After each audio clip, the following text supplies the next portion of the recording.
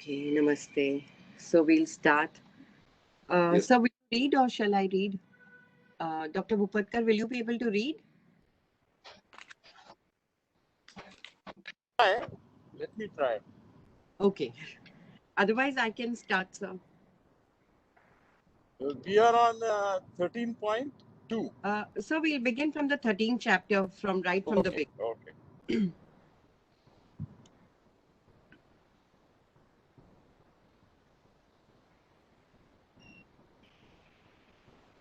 Shri.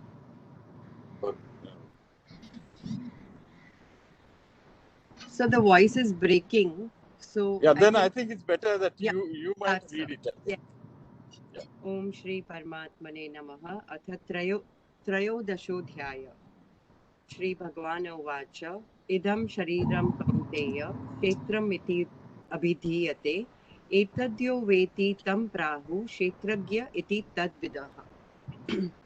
So Bhagwan is saying that this body, Idam Shariram, this body, Arjun, is termed as the field.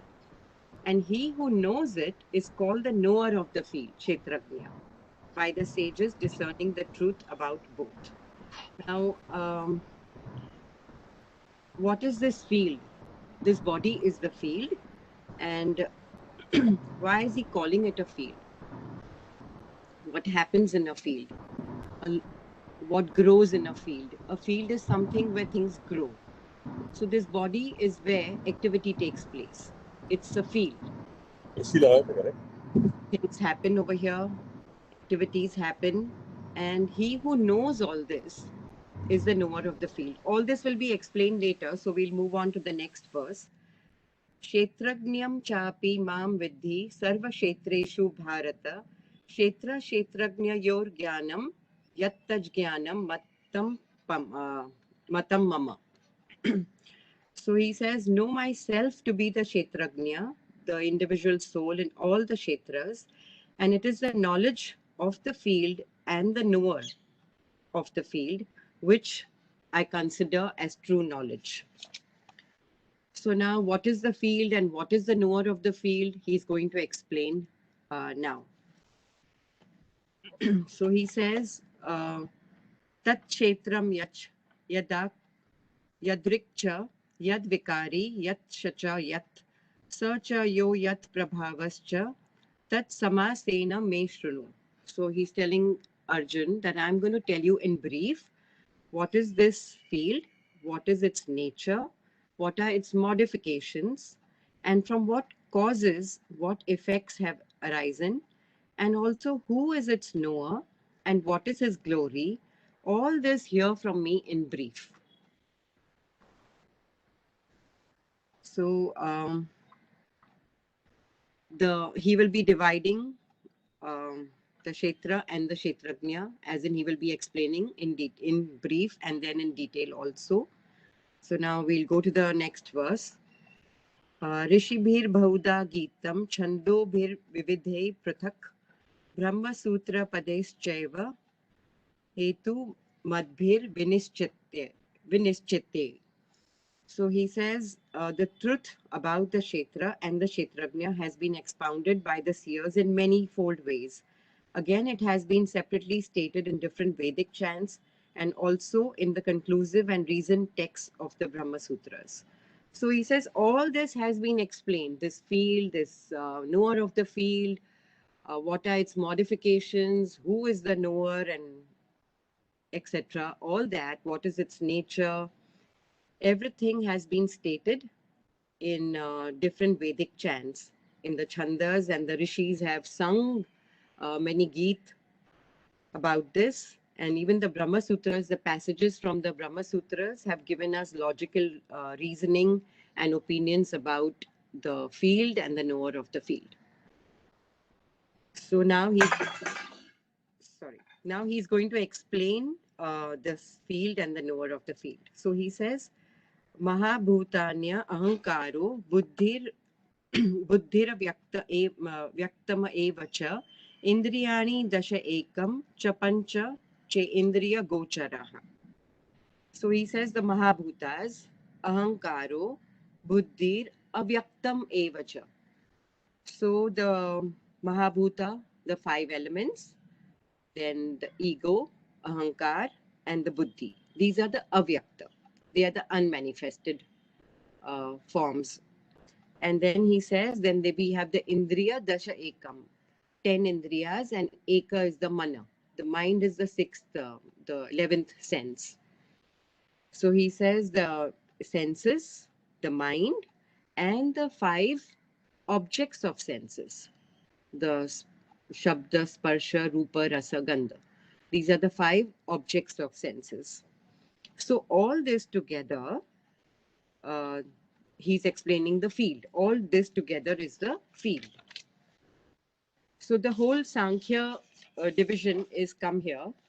But now, see, as I said, I'm referring to Vinoba Bhave's talks on the Gita. He doesn't elaborate much on this. He's elaborating a lot on verse 21, Upadrashta, Anumanta, Bhokta, Maheshwara. He's elaborating on that. So I guess we'll go. Any questions on this? These are the 24 divisions of Prakriti. So we'll go on from here. Then he says, Ichha, Dvesha, Sukham, Dukkham, Sangat, Sacha Chetana, Dhritti, Etat Chetram, Samasena, Savikaram, Udarutam. So he says that Ichha, Dvesh, desire, aversion, pleasure, pain, the physical body, consciousness, Chetna, firmness, Dhritti. This is the Kshetra with its evolutes. And this is briefly stated.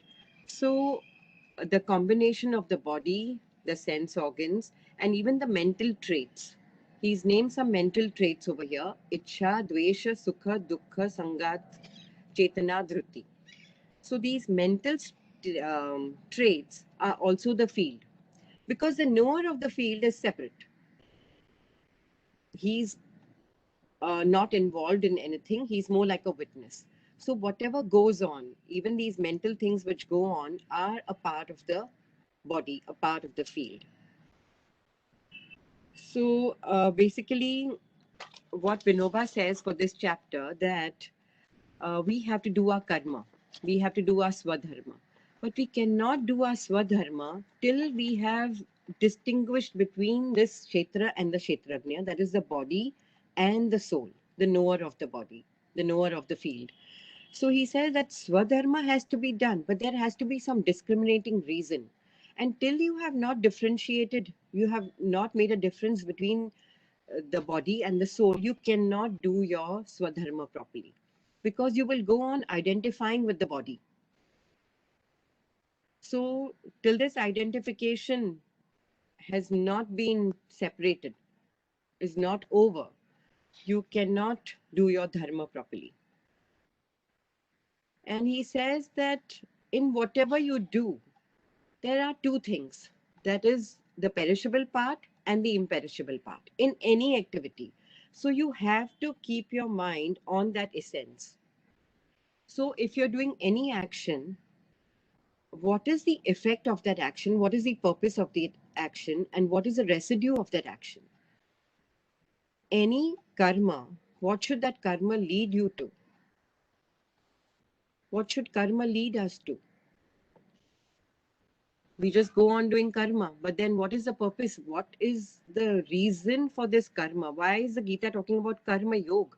Where does the karma lead us? It has to lead us somewhere, right? It has to lead us to yoga. It has to lead us to that union. So, in any activity, what is most important is the purification of the mind. So, that is the essence of the activity. So, he says, just like he's telling you there is a difference between the Kshetra and the Kshetragnya, you always maintain that essence. You are doing any activity for a higher purpose, for the purification of the mind, for the real thing. And he says this Kshetra has to be just discarded after the purpose is over. We have got this body, this field to do some activity and to grow something out of it. And the moment our purpose is over, he says the body has to be flung aside. So that much of discriminating reason we have to use. That much of distinction has to be there between the Kshetra and the Kshetrajna. Okay. So any questions till now? Yeah, two things. Yeah. One, yes, I mean, how true. It's nice that this thing has come up once again. The fact that, doing your Swadharma requires to see accurately. Right? So Yeah. that's critical. And that's been a theme that's been running through our discussions these previous months. Right. Yeah. And, I think this finds the articulation here is very simple. That Yeah. one of the most fundamental, errors is to confuse the Kshetra with the Kshetragya. Yeah. And fundamentally, if you distinguish these two, Yeah. Your vision is clear. Right. And, so that's that's one thing. Yeah. And sorry, I forget the other thing. Okay, when it comes Okay. to me. Yeah. Right. No problem. Anybody else would like to say anything? Mahendra, sir? When the purpose is over, needs little explanation on this. When the purpose is over. Okay. So, you see, we are all born because of certain reasons, because of the activity of this field. And finally, the activity has to stop. We have to finally merge into the pure consciousness. Finally, these karmas have to get over, and we can't go on with this, cycle of birth and death. Finally, we have to be led to Kaivalya or liberation. That is the purpose. So the body is given to us, or we have gained this body because, of course, of our own activity of the body. But finally, we have to go on discriminating and reduce the activity of the, or change the direction of the activity of the body. The body is an instrument which can take us to the highest, but we are not using it in the correct way.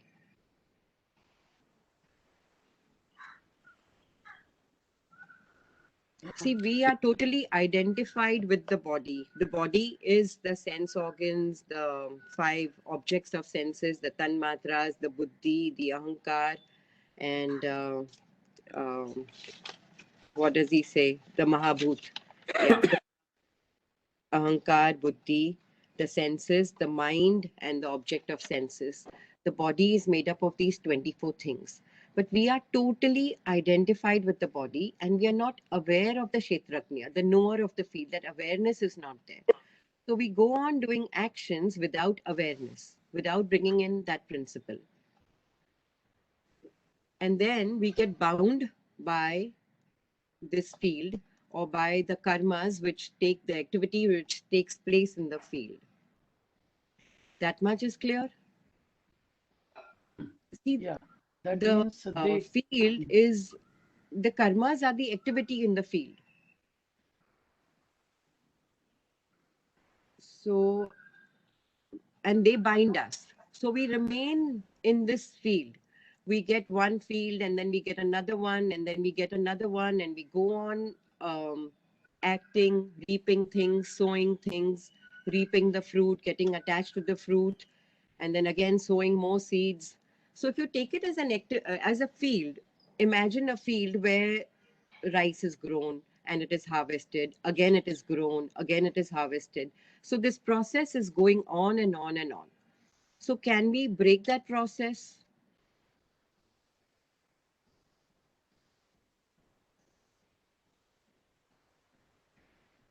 So that is the question. so the discrimination need to be a continuous process. Yes. Yes. So in this, he says that the knowledge of the field and the knower of the field, that knowledge I deem as the highest. So do we understand our body, basically our mind? We may understand the body is made up of this, but do we understand our mind, why we function helplessly in certain ways? There are impressions in the mind, and sometimes we are helpless. We just function. And new things are originated. New situations are originated. Last time we spoke a lot about Sarva Arambha Parityagi. That again is, that word is not going to come, but that same explanation is going to come in this chapter. And the same word by itself is going to come in the 14th chapter. So we are helplessly drawn towards certain situations in life. What is the reason for that? Have we understood our mind? Have we understood this Prakriti? We have not yet come to the gunas, but have we just understood our mind, what happens? Why are we led to certain situations? Can we stop that? Can we have a control over that? And by what power do we start acting? So there is a field and the knowledge of the field. So now we'll go on to the next verses because we have to go on discussing this. Now the next verses, the 5 verses, are going to tell us suddenly he's getting into virtues. He's talking about 20 virtues. So now till now he's described the field, and he said the field is made up of the Mahabhut, Ahankar, Buddhi, and whatever, Indriya, Mana, and the objects of the Indriya. And now suddenly he's jumping to virtues, and he's going to describe 20 virtues. So now why has he got the virtues here? He's not yet started describing the knower of the field. So the explanation is that till you have not imbibed these virtues, you cannot understand the knower of the field. So what are these virtues? So Vinoba says that Socrates has said that virtue is knowledge. When you have imbibed these virtues, not intellectual reasoning, but you have imbibed these 20 virtues, then automatically you are the all-knower. You gain knowledge, and with that knowledge, you know the true self. So these 20 attributes or these 20 qualities, 20 virtues are going to lead us to the highest knowledge. So we'll read these 20 virtues. Amanitvam, Adambitvam, Ahimsa, Shantir Arjavam, Acharyopasanam, Shaucham, Sthairyam, Atma Vinigraha. So, Amanitvam, humility, absence of pride. So all these virtues are going to clear our mind and give us the knowledge about the true self, about the Kshetrajna. So Vinoba is laying a lot of stress on these virtues. He says Nyandev has written in detail about these virtues. And he says, I have the good fortune to read these virtues. And he says, I wish I am born again and again to read these virtues. And he says, just intellectual understanding of these virtues is not enough. Our whole life has to be such that these virtues have become a part of us. So, amanitvam. These virtues are different than, I mean, they are more or less same, but the words are different than what we read in chapter 12. So he says, amanitvam, humility, absence of pride. Adambitvam, absence of deceit or freedom from hypocrisy. Again, it would mean modesty only. Then ahimsa, non-injury, non-violence. Now, ahimsa is in thought, word, deed. These are very deep virtues. So, no, we know them because we've read them so often. But we know them. But we don't know them because, like Yudhishthir, who says, I've not understood the lesson on truth because I've not incorporated it. How can I say that I've learned truth because I cannot speak the truth?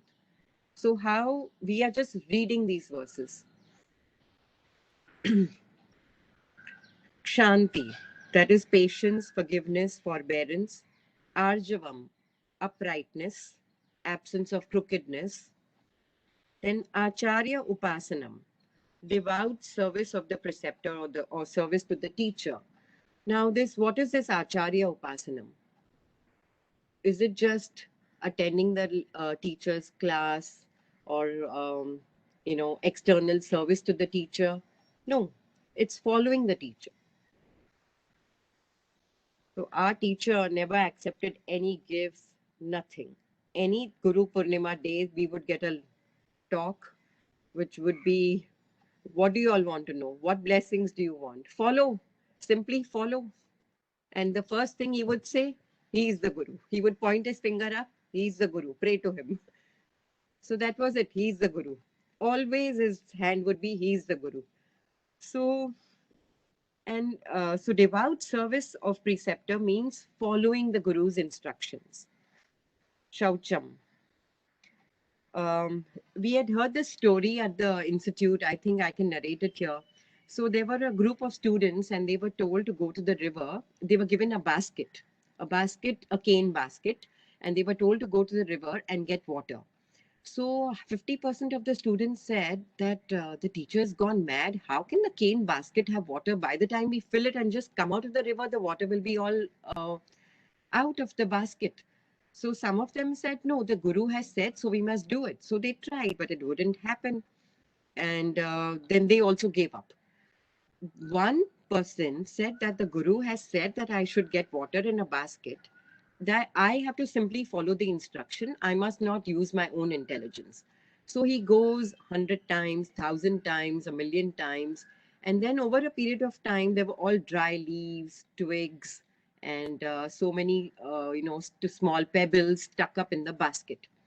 And soon all the openings of the basket were closed, and he was able to carry water in that same basket and take it to his Guru. So the Guru said, you are the worthy teacher, student, and you are worthy of teaching, and henceforth I'm going to teach you. So among those 100, there was only one who was worthy. So service to the preceptor is a very difficult thing. To follow his instructions, first of all, to have faith in him.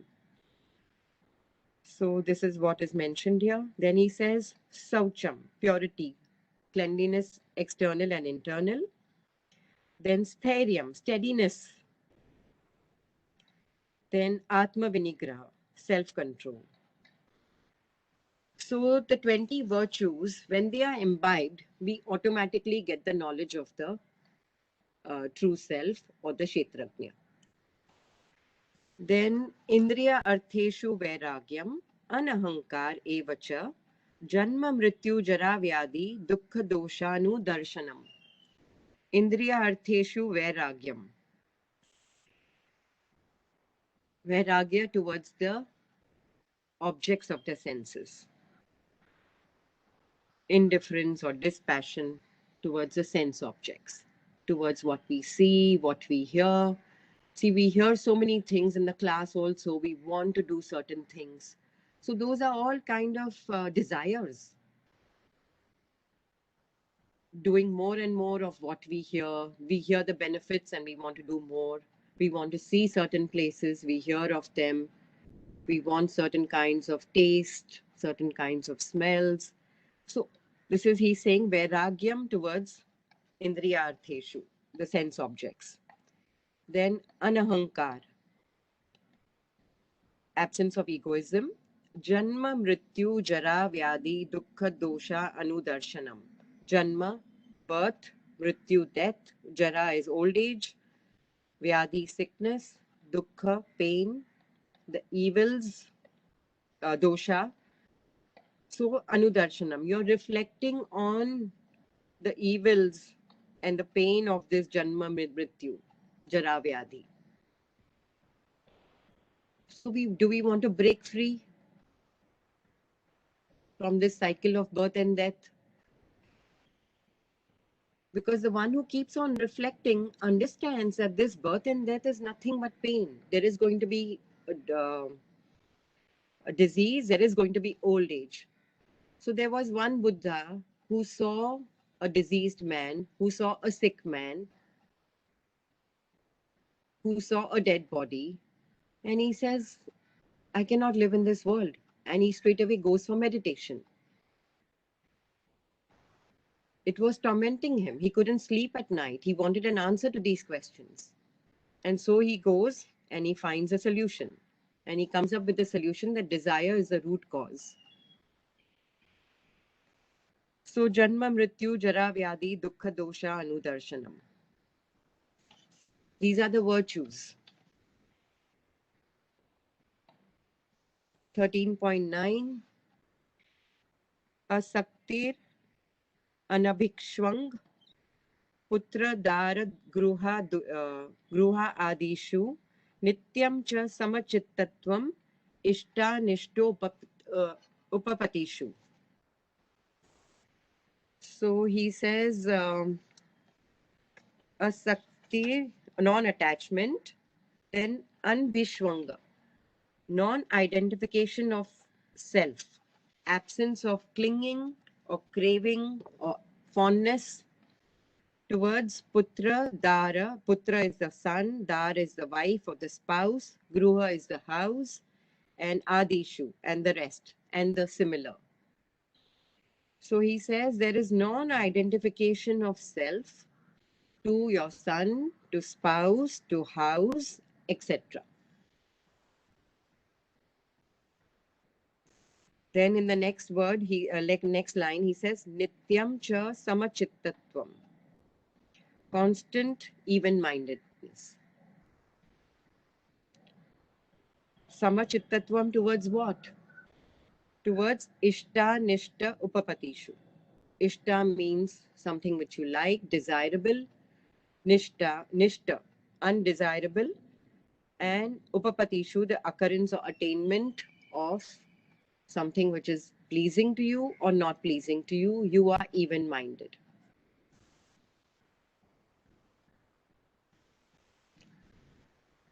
So, shall we read the next 3 verses?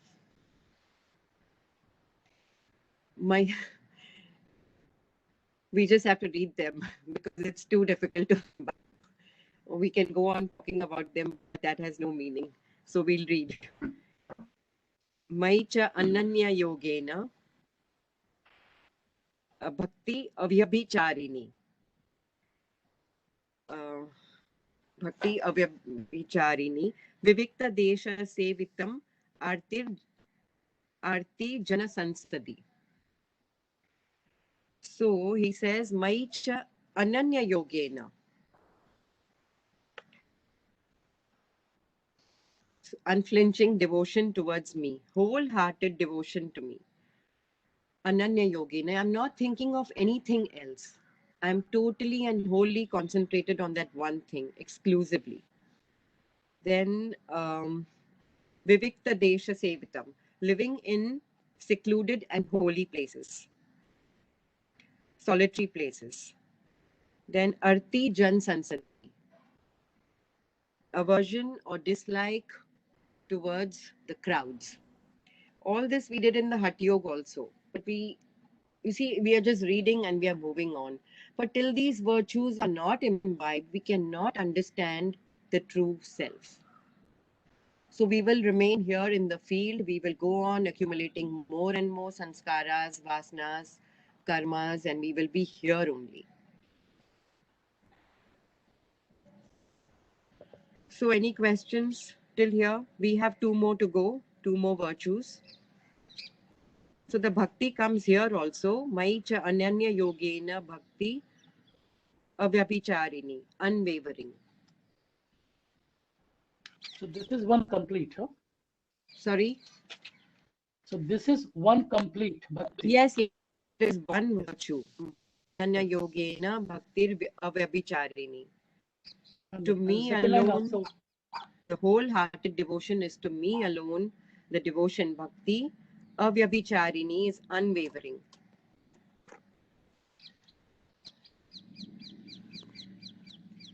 And arti jan sansadi, aversion, dislike, distaste of crowds or society of men or the general crowd. This is not the crowd of sages and sadhus.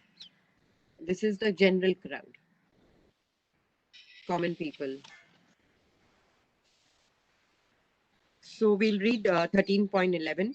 Adhyatma Gyan Nityatvam Tattva Gyanartha Darshanam Etat jnanam iti proktam ajnanam yato yadato anyat.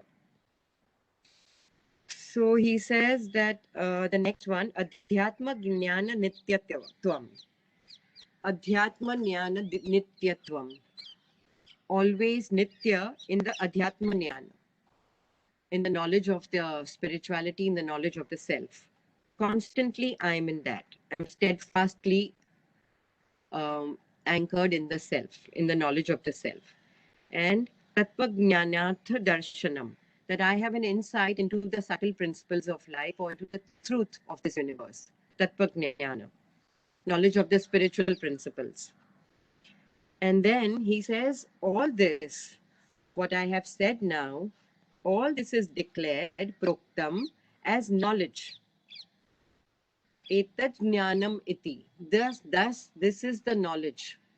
And whatever else is besides this or contrary to this is called ignorance.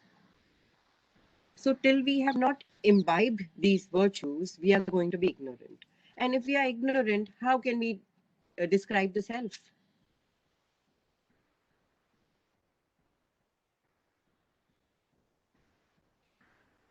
So Vinoba doesn't talk about this 24 attributes of Prakriti, doesn't go into any of this. He says simply imbibe the virtues. If you've imbibed the virtues, you get the knowledge. It's as simple as that, or as difficult as that.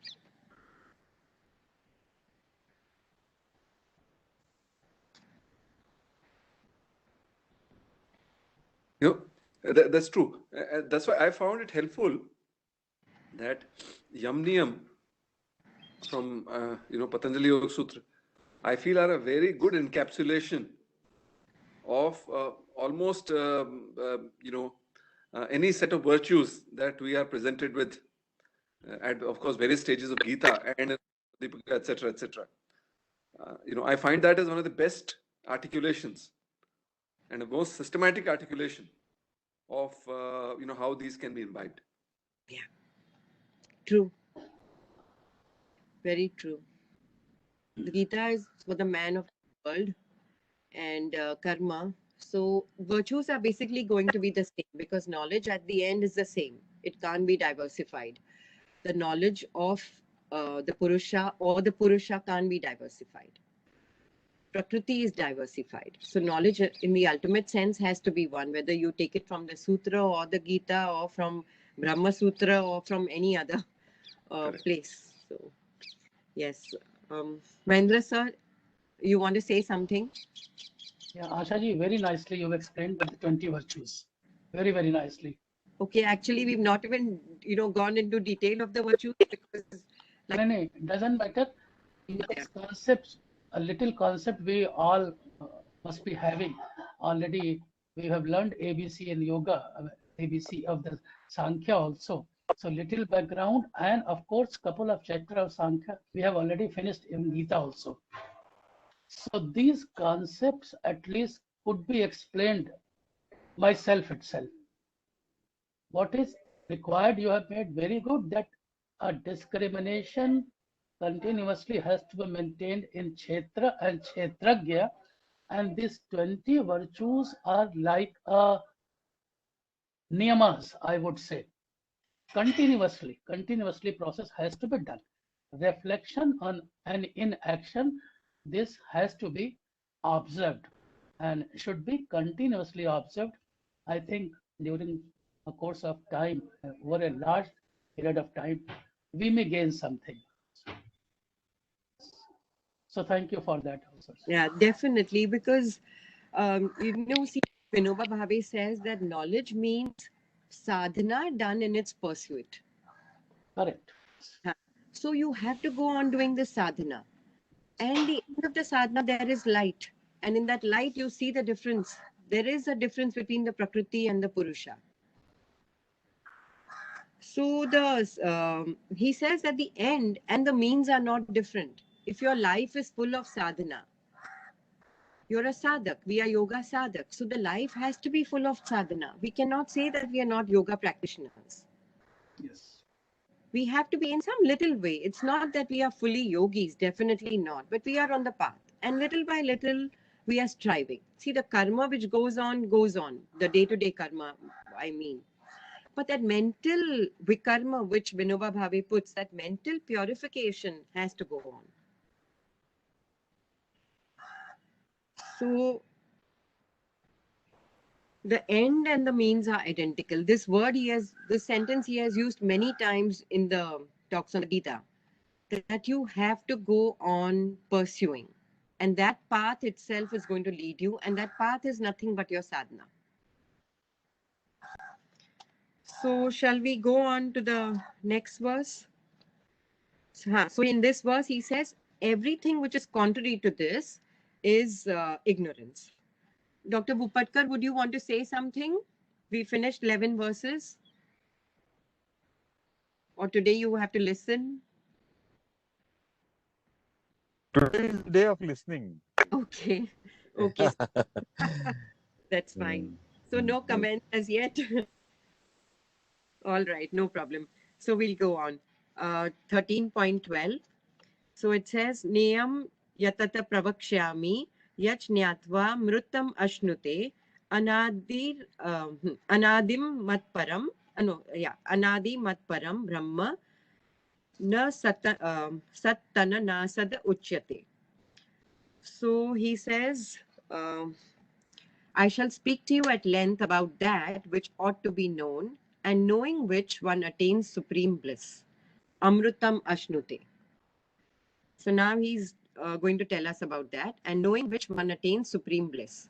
That supreme Brahma, who is the lord of the two beginningless entities, Prakriti, is said to be neither Sat, Sattan na Sad Uchyate, not a Sat, neither Sat nor a Sat. So he said, now I shall tell you about that supreme being about which you should know. But now we have to go through the virtues, but nonetheless, we are going to read what he has to say. He says, Sarvata Pani Padam, Tata Sarvato Shira Sarvatro Akshi Shiro Mukham, Sarvatra Shrutim Loke, Sarvam Avritya Tishtati. It has Sarvatra Pani Padam. It has hands and feet on all the sides. It has eyes, head, mouth in all directions, and ears all around. Then, for it stands pervading all in the universe. Now he's describing, we've already heard this description in chapter 11 in the Vishwarup Darshanam.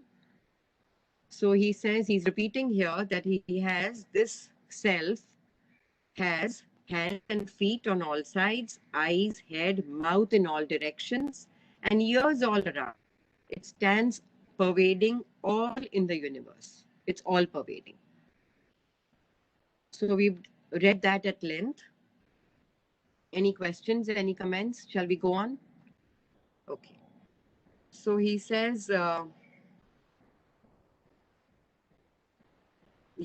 Indriya Guna Bhasam, Sarva Indriya Vivarjitam, Asaktam Sarva Bricheva, Nirguna Guna Bhuktra Cha. So though perceiving all sense objects, it is really speaking devoid of all senses. Sarva Indriya Vivarjitam. Asaktam, though unattached, it is the sustainer of all, nonetheless, and though attributeless, it is the enjoyer of the gunas, the three modes of Prakriti. So now he says that it has eyes, ears, mouths in all directions, and therefore it is perceiving all sense objects. That is the one, he is the one who is perceiving all sense objects, because he is the one who has eyes, hands, feet on all sides. And it is, though it has all those things, it is devoid of senses. Though unattached, it is the sustainer of all. And though it has no attributes, it is the enjoyer of gunas. So now, what do we make out of it? Sunilji, do you have to say anything?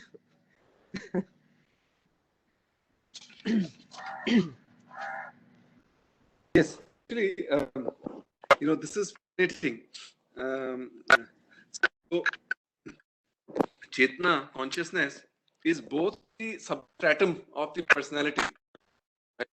And yet is all encompassing, right? It is the base, and yet it is,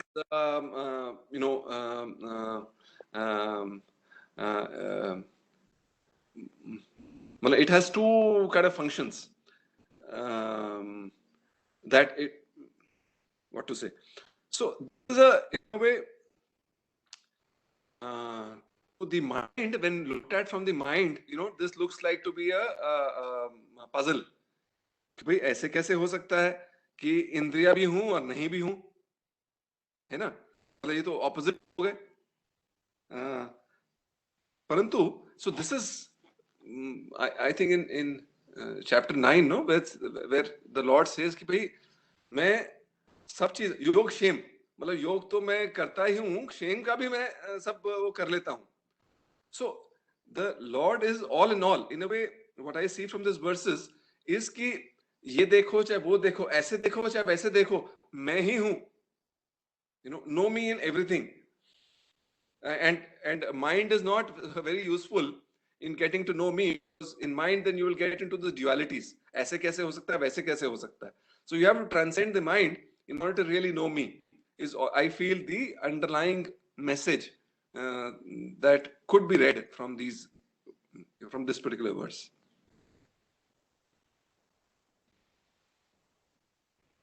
आप शायद mute में हैं. Mute में. Chapter 9, he says, Udasina vat asina, that I'm sitting like a witness. So he is a witness, he's experiencing anything, but he doesn't get involved in anything. So he's like a witness, he stands apart, and though he's the one who's experiencing everything, he's the one who's enjoying everything, but he stands apart. So this Sakshi Bhav, this witness, I don't know if you remember, Dr. Saab was always with his witness. He always spoke about this standing at a distance, being apart, stepping aside, taking a back seat. So many, the last talk which we had with him, he said, take a back seat. Yeah. Experience everything, but don't get involved. Correct. So it's very, very difficult to experience, get involved. You may experience something involved, it's so difficult. Here's the thing, getting involved. So just sit down, experience. Basically, you do your dharma. The point, every time if you understand, will go back to that karma yoga. Do your dharma. Correct. Don't unnecessarily get involved in things. I think witness-like attitude is the term that I heard him use very often. Yeah. Witness-like attitude. Rasa, would you like to say anything on this?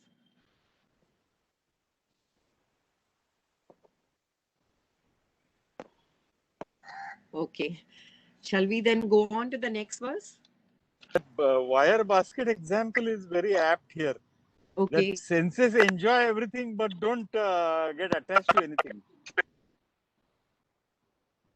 What is that example? The example that you gave of the wire basket. Wire basket. Right. That story where the water is to be brought from that wire basket. So it is like Indriyas are enjoying everything but are not getting attached to anything.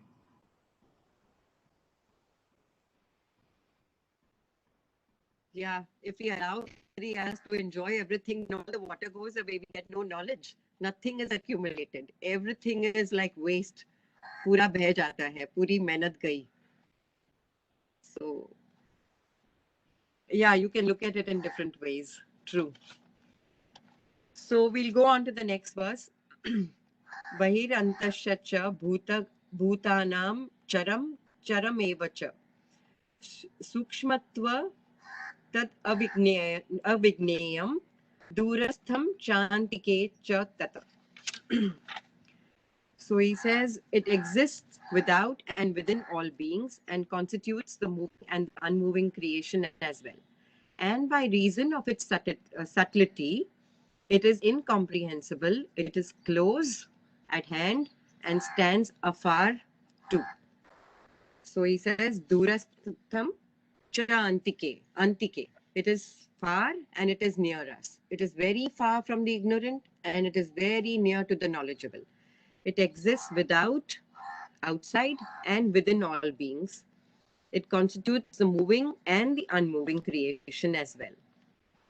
And because of its subtle nature, it is incomprehensible. We cannot understand it because because it is very, very subtle. So you need a subtle kind of a mind, which is too steady, very unwavering, and only that kind of a mind can comprehend this subtle Purusha. It's very, very subtle. And he says it's there without and within all beings. So, any questions on this? Shall we go on? Okay.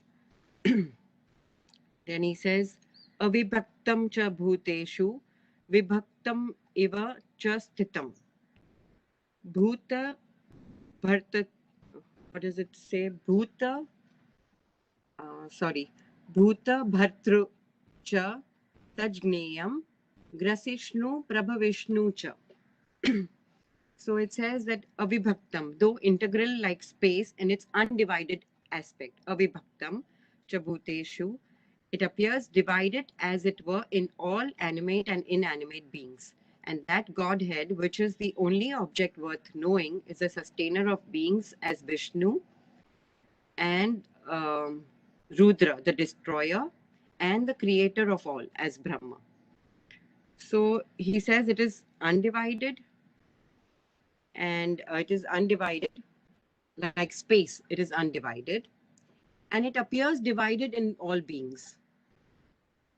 You always talk about we are not able to see the undivided aspect in each other. Our ego separates us from other beings. Can we see the same purity in everybody? We may know about it, we may talk about it, but we can't really see it. Intellectually, we have convinced ourselves that all of us are same. But in practicality, in the real world, we don't behave like that. So there is a lot of discrepancy in what we know and what we do. That is not truth. Because our acts are not in conjunction with our thoughts. Or our thoughts are such that we see only division everywhere. So we behave that way. So he says, though integral like space in its undivided aspect, it appears divided as it were in all animate and inanimate beings. We see only the division. But he says he is the sustainer, he is the destroyer, he is the creator. He is the only object worth knowing.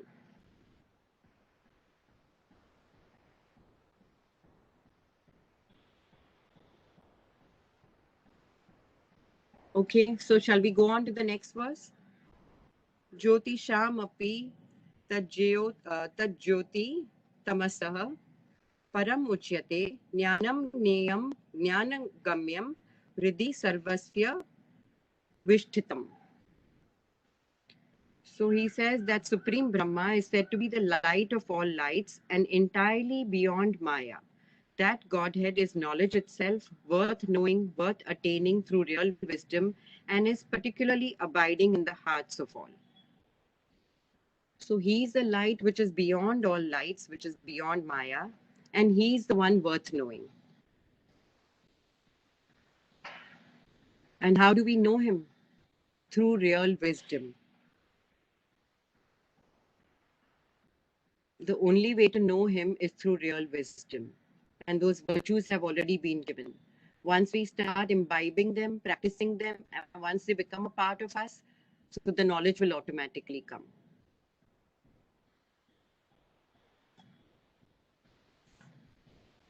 So we'll read the next verse. Iti kshetram tatha jnanam gneyam choktam samasatah madbhakta etad vignaya Madbhava yo upapdyate.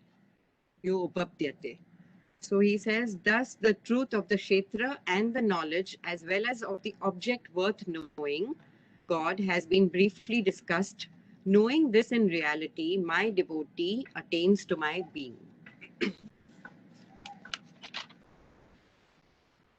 Madbhavya upapdyate. So he has made a difference between the Kshetra and the Kshetrajna. And he says that whoever knows this in reality attains to my being.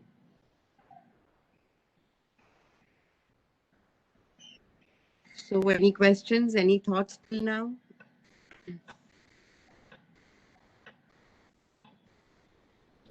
One of my teachers had told me that this verse number 17 or 18, in some places it is 18, in some cases it is 17, about Jyoti, Yeah. is a very clear statement of the experience of self-realization. That's what one of my teachers had told me. Yeah. Long time back. So knowledge is illuminating. Suddenly when you are confused about something or not clear about something, we use the word clear. Suddenly you get a clarity. Clarity is nothing but light.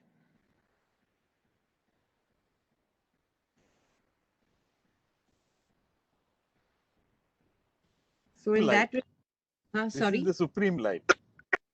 Yeah, it is a supreme light. Supreme light is, I don't know whether it's really a light or whether it's clarity of mind. Suddenly the mind is so clear that the light shines.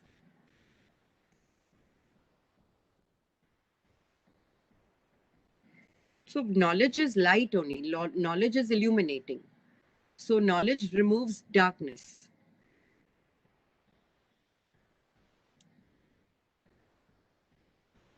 What is that verse which we say? Asatoma Satgamaya Exactly. Tamasoma Jyotirgamaya.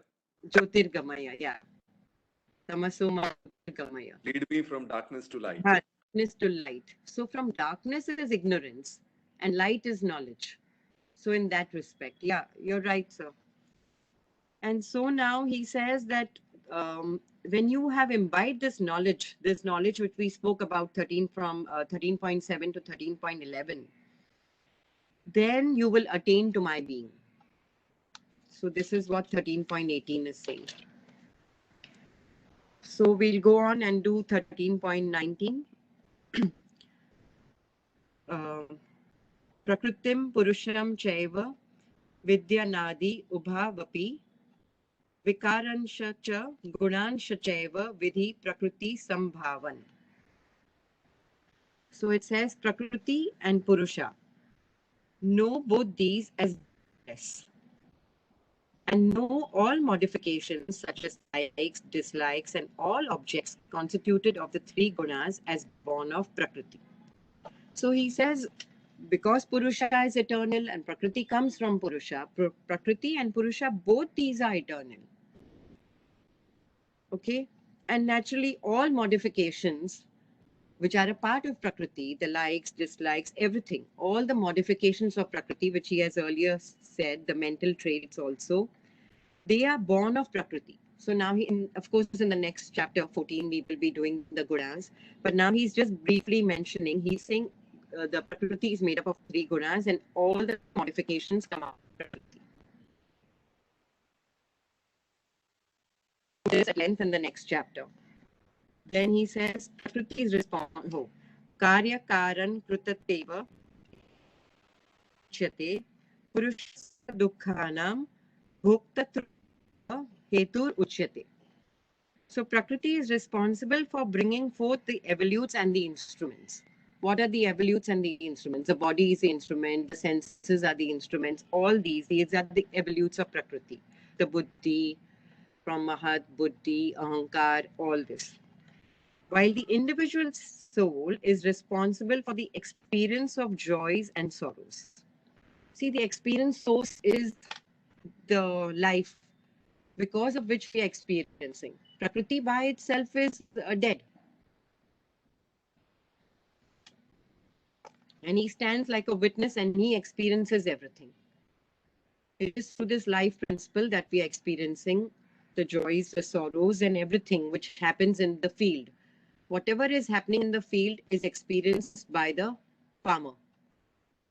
The field by itself is dead. Okay. So any questions?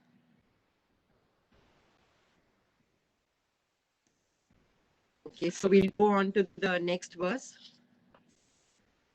Purushah prakriti sthohi bhungte prakriti jan gunan karanam guna sangosya sada okay, sorry, sada asada nyo janmasu yoni janmasu, sorry, sada asada yoni janmasu. So the Purusha, only the Purusha in association with Prakriti experiences the objects of nature of the three gunas evolved from Prakriti, and it is attachment with these gunas that is responsible for the birth of this soul in Sada Asada Yoni, in the good and the evil wombs. So he says that Purusha, he in association with Prakriti, he experiences everything. But the Purusha and the Prakriti get mixed up. And so there is birth in good and evil wombs.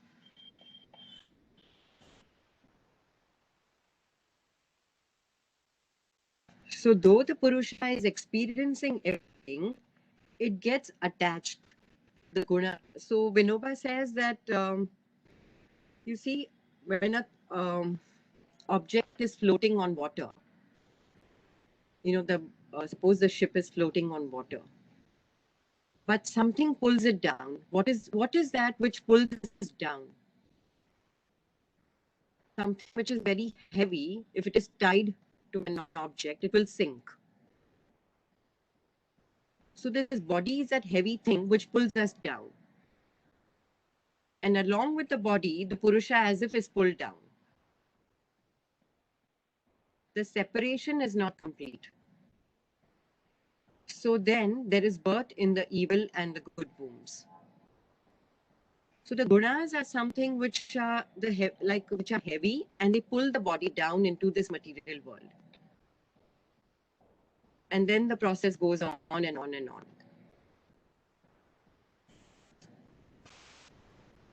So any thoughts on this?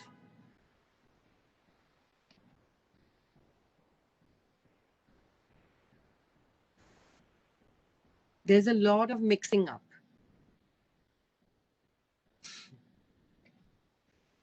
Mahindra sir, would you like to say anything on this?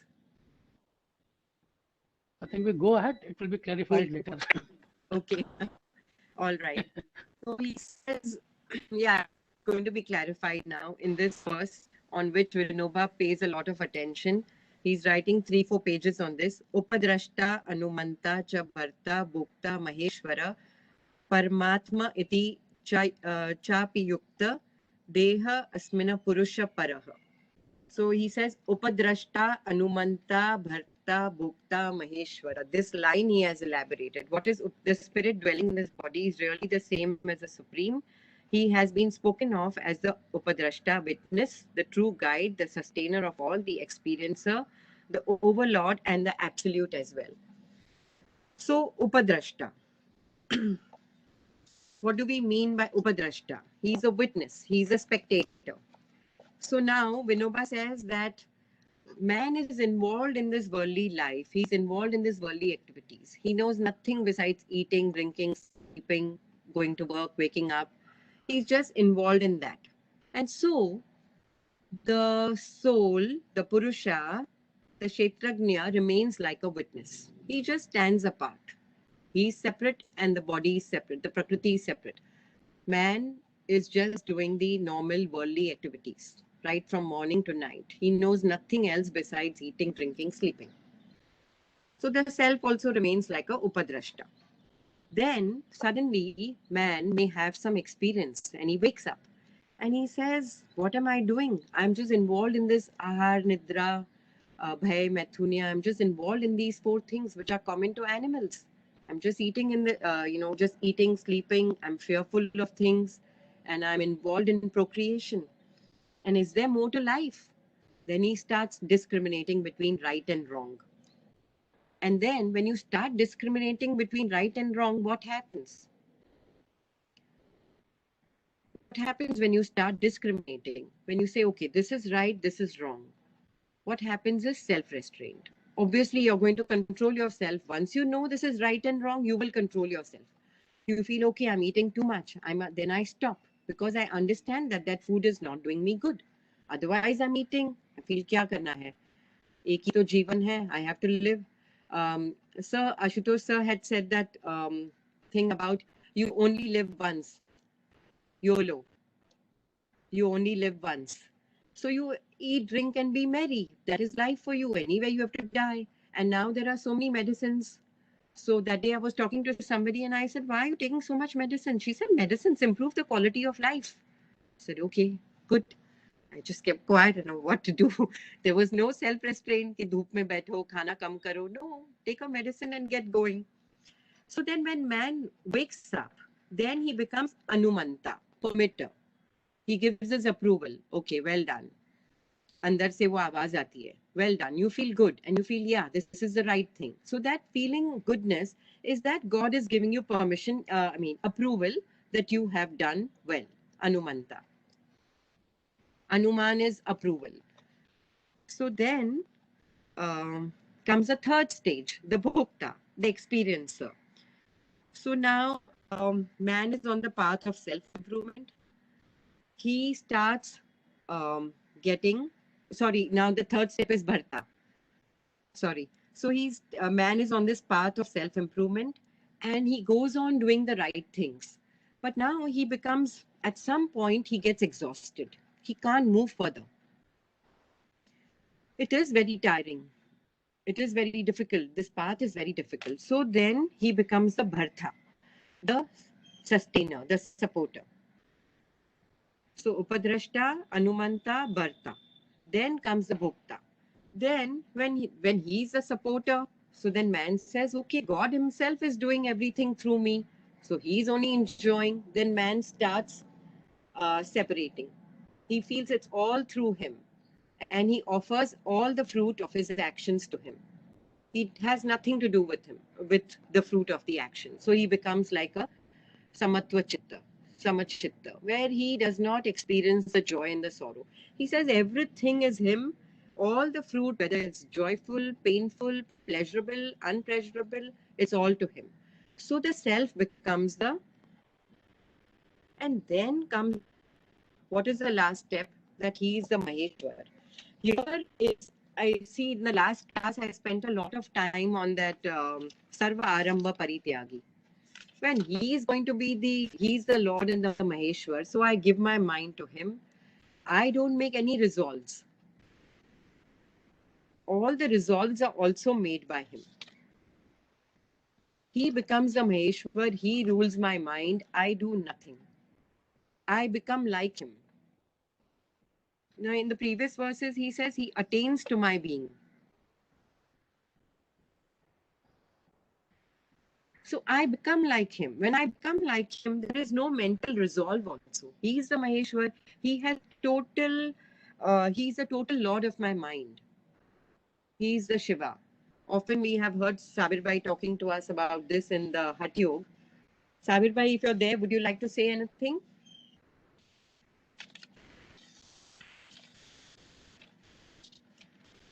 Okay, so any comments? I'm enjoying the session. Yeah.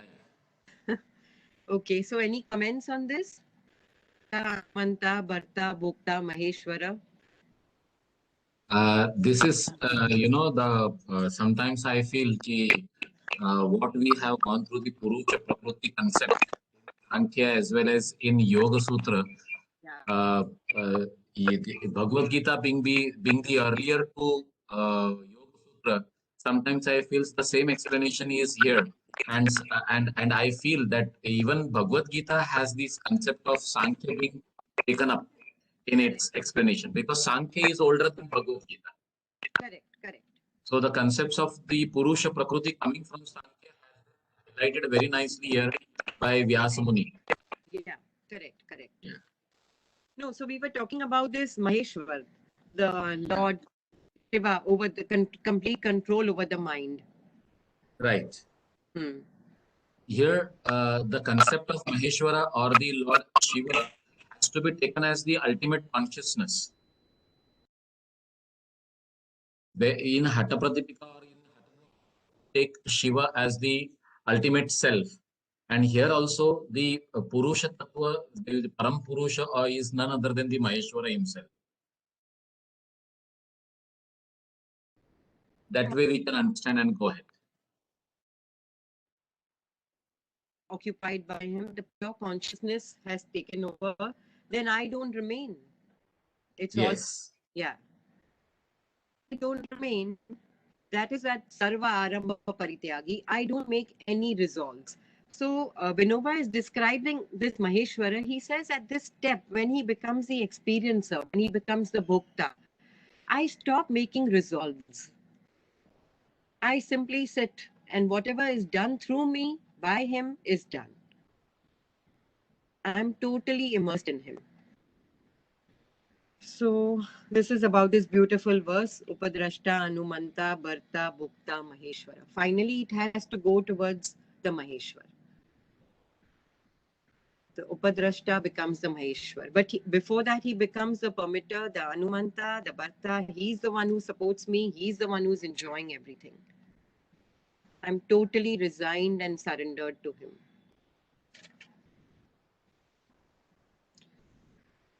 So shall I read the next verse? Any comments? Mahindra sir, would you like to say anything? Sunilji, anybody? We have very little time.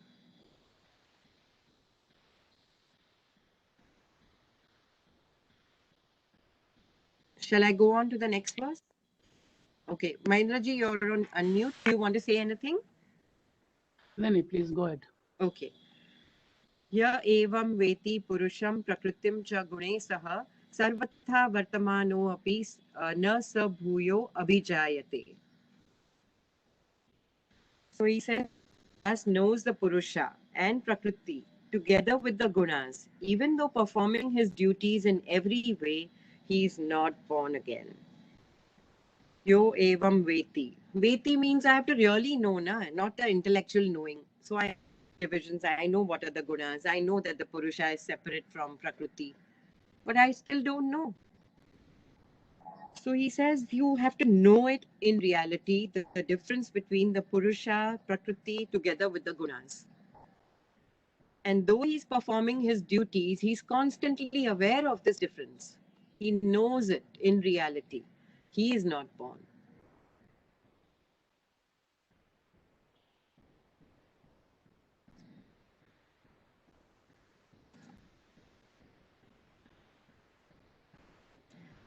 So we'll read one more verse. It's so he says, Dhyanena dhyan enan atmani pashyanti kechida atmana atmana anye sankhyen yogena karma yogena cha apare. So he says, some by meditation behold the Supreme Spirit in the heart with the help of their refined and sharp intellect, and others realize it through the discipline of knowledge, and still others through the discipline of action, Karma Yoga. So Sankhya Yoga is mentioned here, Karma Yoga is mentioned here, and Dhyan. And through this, you can see the ultimate, the pure consciousness. You can see it in yourself. You can see the self. So Karma Yoga is also mentioned here. We are in this world and karma is going to lead us. But how should we do the karma? We have to give up the fruit. The whole Gita philosophy is talking about this. Do your actions. First of all, do your actions, your swadharma. Don't do any kind of actions. Do the actions which you're supposed to do. And then do them to the best of your capacity. And after you do them, give up the fruit. That is one. Or You understand through knowledge. And that knowledge will come if you have imbibed the virtues. And then meditation. What do you meditate on? On that knowledge. So any thoughts on this?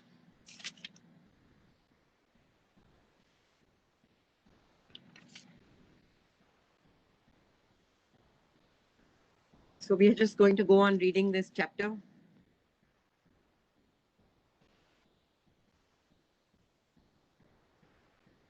Okay. Anye tvevam ajanant श्रुत्वान् ये भेय उपासते ते अपि चाति तरन्त्य एव मृत्युं श्रुतिपरायणाः. Other dull-witted persons, however, not knowing thus, worship even as they have heard from others, the knowers of truth, and even they who are thus devoted to what they have heard are able to cross the ocean of mundane existence in the shape of death. So he says it's okay if you don't have the intellect, but at least you have heard it from the seers, you've heard it from the sages, you've heard it from your guide, from your guru. And if you follow that and you're devoted to what you have heard, if you start following devotion to what you have heard, you start following it. It's like a simple thing, like there are some people who go to a doctor, will come back. And there are some people who follow the prescription to the T and they get well. The prescription may have going for a walk, eating the medicine on time, and they follow that. When you follow that, even though you don't understand, now most of us don't understand so many things which are mentioned.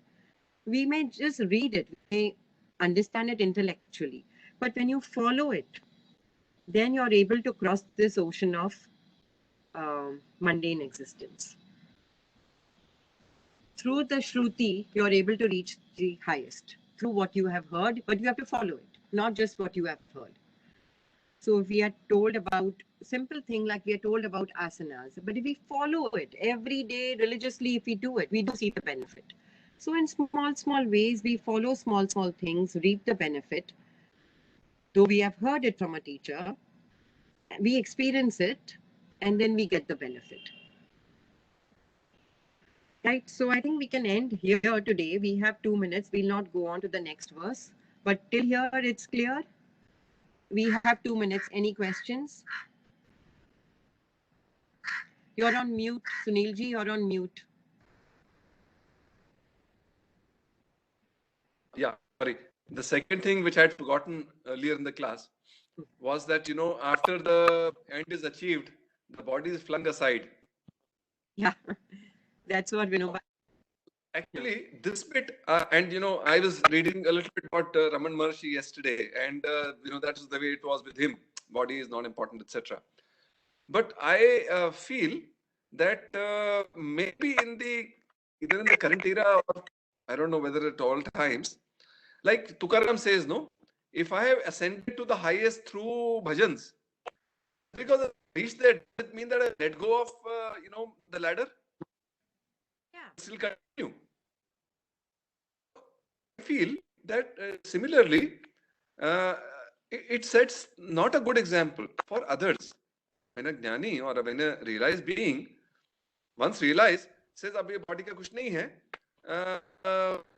then it looks as if ki body is inconsequential in the process, ki bhai ye to chalo